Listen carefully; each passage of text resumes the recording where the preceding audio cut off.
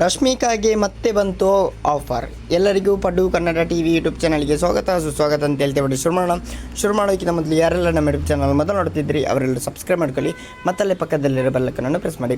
ರಶ್ಮಿಕಾ ಮಂದಣ್ಣ ಅದೃಷ್ಟದ ನಟಿ. ಕನ್ನಡ ಸಿನಿಮಾದಿಂದ ನಟನಾ ವೃತ್ತಿ ಆರಂಭಿಸಿದ ಕೊಡಗಿನ ಚೆಲುವೆ ರಶ್ಮಿಕಾ ಮಂದಣ್ಣ ಈಗ ತೆಲುಗು ಚಿತ್ರರಂಗ ಹಾಗೂ ಬಾಲಿವುಡ್ನಲ್ಲಿ ಸಖತ್ ಆಗಿ ಮಿಂಚುತ್ತಿದ್ದಾರೆ. ಅದೃಷ್ಟದ ನಟಿ ಎಂದೇ ಹೆಸರು ಪಡೆದುಕೊಂಡಿರುವ ರಶ್ಮಿಕಾ ಮಂದಣ್ಣ ಇತ್ತೀಚೆಗಂತೂ ರಶ್ಮಿಕಾ ಮಂದಣ್ಣ ನಟಿಸಿದ ಎಲ್ಲ ಸಿನಿಮಾಗಳು ಬ್ಲಾಕ್ ಬಸ್ಟರ್ ಆಗುತ್ತಿವೆ.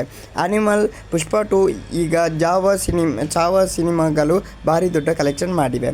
ಇದರ ನಡುವೆ ರಶ್ಮಿಕಾ ಮಂದಣ್ಣಗೆ ಮತ್ತೊಂದು ಆಫರ್ ಬಂದಿದೆ ಅಂತಲೇ ಹೇಳ್ಬೋದು.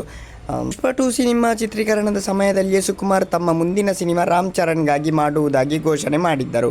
ಅಂತೆಯೇ ಇದೀಗ ರಾಮ್ ಚರಣ್ ಹಾಗೂ ಸುಕುಮಾರ್ ಸಿನಿಮಾಕ್ಕೆ ವೇದಿಕೆ ಸಜ್ಜಾಗುತ್ತಿದ್ದು, ಈ ಸಿನಿಮಾ ನಾಯಕಿಯಾಗಿ ರಶ್ಮಿಕಾ ಮಂದಣ್ಣ ಅವರನ್ನು ಆಯ್ಕೆ ಮಾಡಲಾಗಿದೆ ಎಂದು ಹೇಳಲಾಗುತ್ತಿದೆ. ಇದೊಂದು ಅವರಿಗೆ ಬಂದಿರುವಂಥ ಆಫರ್ ಅಂತ ಹೇಳ್ತಾ ಮುಂದೆ ತಿಳಿಸಿಕೋಣ. ಅಲ್ಲಿವರೆಗೆ ಲೈಕ್, ಶೇರ್, ಸಬ್ಸ್ಕ್ರೈಬ್ ಅಂತ ಹೇಳ್ತಾ love you so much guys. ಹೀಗೆ ಸಪೋರ್ಟ್ ಮಾಡಿ. Thank you.